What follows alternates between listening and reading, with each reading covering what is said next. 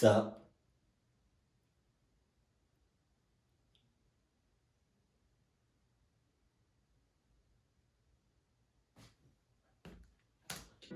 Right. It's unfortunately very easy for people to find your information online, and that includes your phone number, whether it's already on the internet public to everybody or available for purchase on websites like White Pages. Oh no. If you're getting text from an unfamiliar number, it's usually safe to assume it's a scam or someone you might not want to be talking to. A 20-something-year-old girl from Los Angeles, who I'll refer to as Tina, was using an online dating app called Tina. Doesn't Dashy have a problem with Tina? Oh shit. That's funny. Cupid. She had matched with a guy named Richard, age 26, tall, black hair, average build. Tina says he looked pretty attractive in his pictures, which he had 4 of on his profile, which were all of him posing in different places. One with his dog, one in his car, one selfie, and one in front of a scenic waterfall. He lived only a couple miles away from Tina, and the two messaged back and forth for a while on the app, mingling over how long they've lived in the city for and where they've been to, etc. This dating app is for the birds. Or me it is. It's for the clucking birds. I cannot do it. I've never done it. I will never, ever do it. That shit is for the... Now, yeah.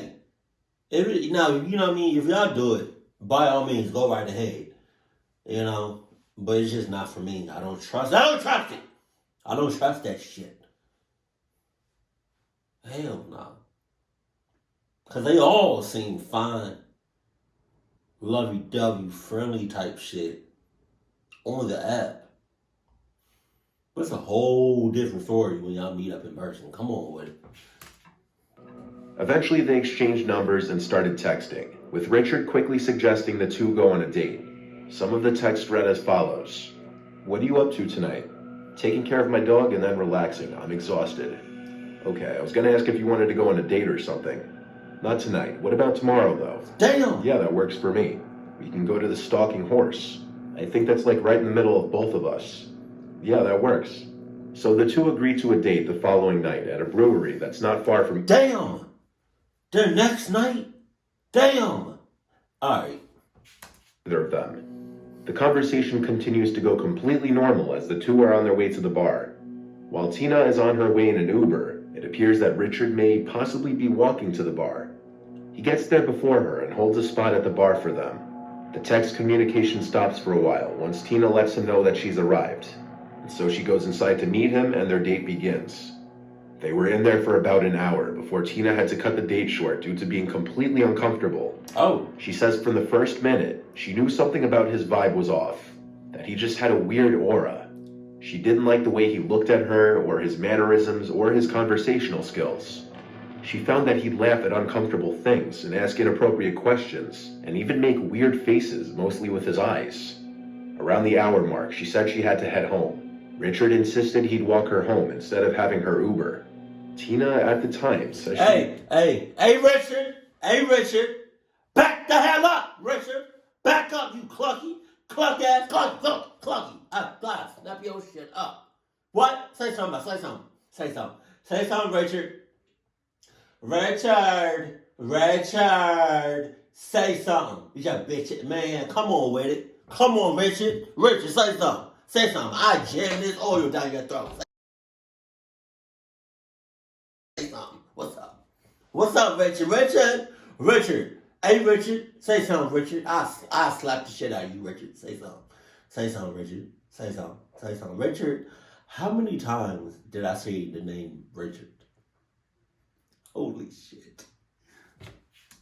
way too nice to people and often couldn't say no to things, so she reluctantly agreed to let him walk her home. Wow. It was a 20-minute walk, and the whole time she still felt the same unusual energy he'd given off inside the bar. She tried to be short with her answers to him. By the time they got to her apartment, he initiated a hug goodbye at the front of her driveway, and she went inside.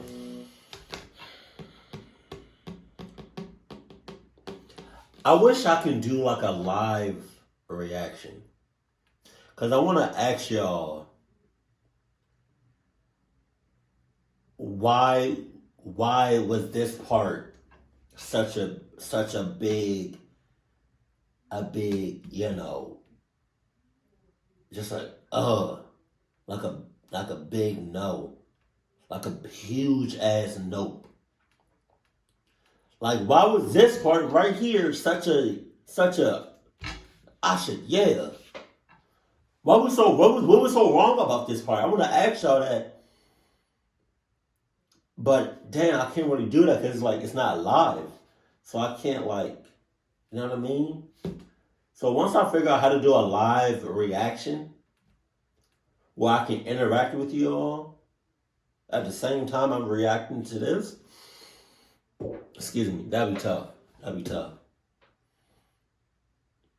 Because, well, I mean, granted, no, well, I don't know if she's intoxicated or not, but you led this person, this stranger, cluck all this dating shit, cluck, talking over the app for God knows how long. You let this stranger walk you home. A place where you're supposed to feel safe. A place where you're supposed to feel comfortable. Now he knows where you live, man. Probably not somewhere specific. Just really come on, man. Jesus. Not long after, she received this text. Did I do something wrong? I got the vibe you were acting weird the way back. I was just trying to be nice. Hey, no, you didn't do anything wrong. I just truthfully feel like we didn't really connect on a deeper level, and that's completely fine. But at this moment in my life, I'm just looking for that special connection with someone. I'm sorry, but I wish you the best. You were very nice. What? It was one date. Obviously, you won't feel a deeper connection immediately. That's what getting to know someone is. It takes multiple dates. I'm sorry, I just don't think I'm interested. Yeah, sorry we're not gonna do it, sweetheart. Sorry we're not gonna do it, sweetheart. He knows where you live. He knows where you live. And that's on you, you clock ass. At this point, Richard gets very angry and aggressive, saying things like he wasted $100 on her and telling her to get back on her stupid dating apps. But then after Tina stops answering, Richard sends a very clear threat that he knows where she lives now. Tina sends one final response and then blocks Richard's number. She hoped that would be the end of it, but about 15 minutes after blocking his number, there was a manic pounding at the front door, and the angry screams of Richard were coming from the other side. Tina didn't give any kind of response. She hid in her bedroom until the bang stopped. When she went to look through the peephole, she saw Richard standing by the side of her door, hiding from view. Shit. She called the police on him, and when they showed up, she went outside. Richard was still there, so she showed the officers the text and explained to them that Richard was pounding on her door and she felt threatened. The officers gave him a warning and asked him to leave the premises. Still, knowing Richard now knew where she lived, she wasn't comfortable. In fact, she didn't want to leave her apartment the next night, and when she looked out the peephole again, she saw Richard sitting on the stairs leading up to her apartment, waiting. She once again called the police, and for a second time, the police came and gave Richard another warning, asking him to once again leave the premises.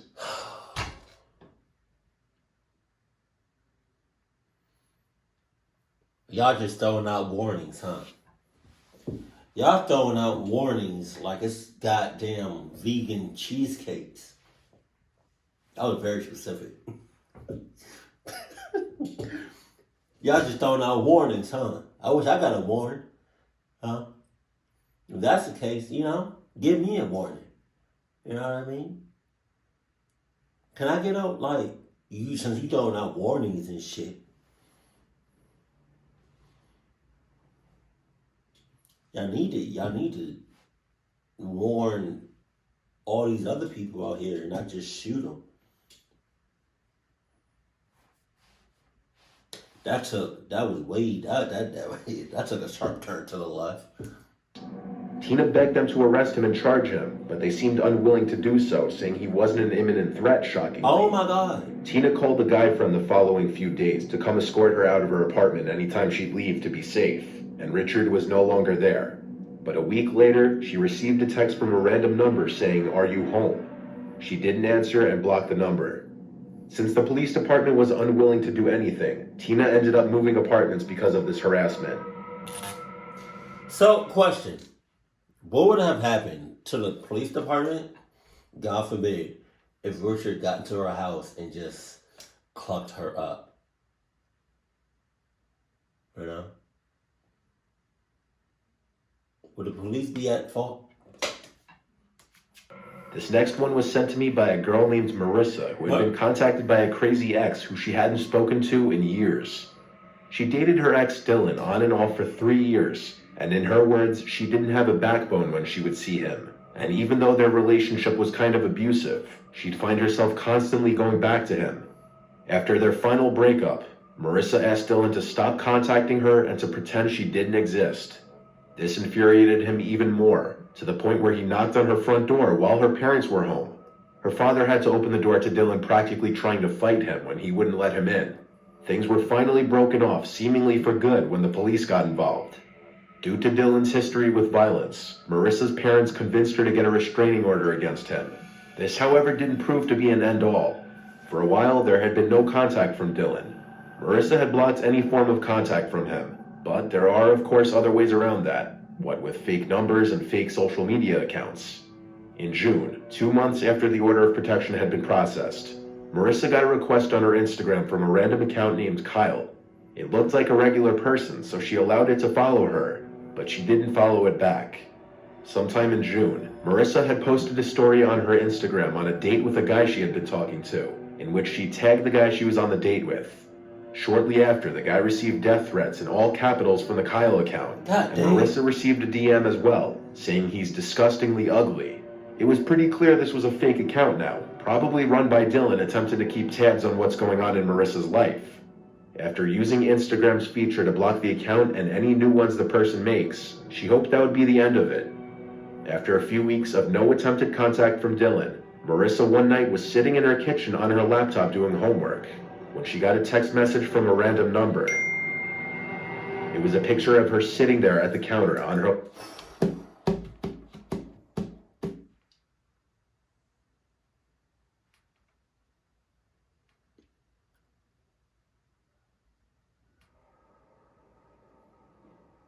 That shit is crazy. Again, I will be so scared that my shit will be shitting.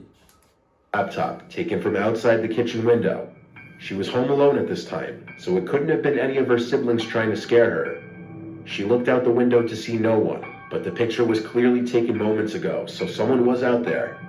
She closed the blinds of the window and called her dad. While on the phone with him, she saw Dylan outside in the backyard at the door, attempting to slide it open. Oh my God. Marissa's father called 911 for his daughter as he rushed home. Dylan was calling into the house at Marissa, demanding she open the door, getting angrier as time went on as she yelled at him to leave her alone. Dylan got so angry that he punched the glass and broke a hole in it, causing him to start screaming in pain and anger as Marissa saw blood gushing from his hand. Dylan was still in the backyard as police arrived to the house. Marissa grabbed the order of protection document to show them, as Dylan was already in handcuffs. Dylan was charged and sentenced to 3 years in prison for violation of the order of protection and vandalism. This allows Marissa and her family some time to breathe and feel safe, but ideally when he's released, they should probably not be living in that same house anymore for their own safety. I would hope not either. This last one goes to show why it's probably best not to entertain random numbers texting you for too long. This one comes from a young girl who I'll refer to as Nicole. She was 14 when this happened, living with her parents in a New York City suburb. Next door is another family of 4 with 2 sons. The sons are both older than Nicole and her sister. The younger son, who was 18, named Gene, had tried to talk to Nicole on several occasions despite their age difference. He was a senior in their high school when she was a freshman, which is how they knew each other at all. Whenever Nicole would be outside, Gene would conveniently come out of his house at the same time and always try to talk to her. He would often try to walk to school with her too. Nicole says Gene is slightly unusual, but she can't tell if he's on the spectrum or not. Still, in the past she's tried to be nice to him, and has agreed to walk to school with him before, mostly because it's only a 10-minute walk. Gene has attempted to get Nicole's number multiple times, and she always politely rejected him, saying she's not looking for anything with anyone at the moment. According to her, it was mildly creepy but somewhat innocent behavior until he started becoming more pushy. When Gene started to make Nicole uncomfortable by seemingly waiting outside for her and invading her personal space, She started asking her mom to drive her to school in the morning to avoid Jean following her or waiting for her. This got him to stop waiting around for her, but things worsened in a different way. But that doesn't do anything though. Like, he knows where you live. The school you like. All right, to each his own. Cluck you. One night, Nicole had a boy from school over in her room. Oh. Her bedroom is upstairs. The two were sitting on her bed, and Nicole got a text from an unfamiliar number. The text was very unsettling and alarming, because it said, "I thought you said you're not looking for anyone at the moment." Nicole replied, "Is this Gene?" And he replied, "Maybe." Nicole asked him how he got her number, and he said, "You gave it to me, remember?" But she knew for a fact she didn't give it to him, and she told him that. He ignored her confrontation and said, "Who is that in your bed?" This brought the interaction to a much more invasive level, because now it meant that Gene hadn't just seen the two of them enter through the front of the house, but rather he'd been watching them through the window. Nicole looked out her window, which looked to the neighboring house, at a window to a dark room. The light in this room was never on, and it was thought to be a big closet or spare room. But since the light was out, she couldn't see if Gene was standing at that window or not. She lowered the blind and showed her parents the texts. Nicole's parents went next door and had a conversation with Gene's parents, and learned that Gene allegedly has schizoid personality disorder. I don't care what he got. I don't care what he got. I'm going over to Gene's house. I'm clucking up the mom. I'm clucking up the dad. I'm definitely clucking up Gene with some jeans on. That makes sense? You get it? You got the joke? And any other siblings or anybody in the house. I don't even care if they got a maid. I'm clucking you up on the site too. Cluck, what you talking about? Gene, cluck. And I wish you would try to fight back. Damn. But whether or not that diagnosis was accurate wouldn't justify creepy, stalkerish behavior like that. Gene never admitted how he was able to get Nicole's number, but there could be multiple explanations, like getting it through a mutual acquaintance or buying it through a public records website like White Pages. Whether Gene's parents' diagnosis of their son was accurate or not, Nicole knew something was not completely normal about him, and she became afraid to leave her house because of him. Nicole's mom continued to drive her to school after this, and for the sake of both of their daughters... No, Mom. No, Mom, no. I'm not going to no more. Hold on. I'm not going to no school no more. I'm not leaving the house no more. Was my zipper down? Okay. I'm not leaving the house no more. I'm not doing nothing no more. Better yet, how about I get homeschooled? Ha. Or I just started a YouTube channel. Club. Happiness. The family moved to another house in the neighborhood not long after this. Gene has not bothered Nicole since. But doesn't he still have like her number? I hope she changed that number. Yo, dating apps is not it. If you own some dating apps, that's on you. You know, to each his own. Whatever I don't know how the hell you say it, but I'm not with that dating shit. And he was low key a stalker. I'm not even gonna hold you. He was low key a stalker. And y'all know I know how I feel about stalkers. I had stalkers before. I'm not a fan of them. And if you all have stalkers, hey, I'm not saying clock them up on site, but I'm saying clock them up on site, regardless if they are male or female. These dating apps is for the birds. Keep it cool. Keep it classy. And I love you. Stay happy. My family.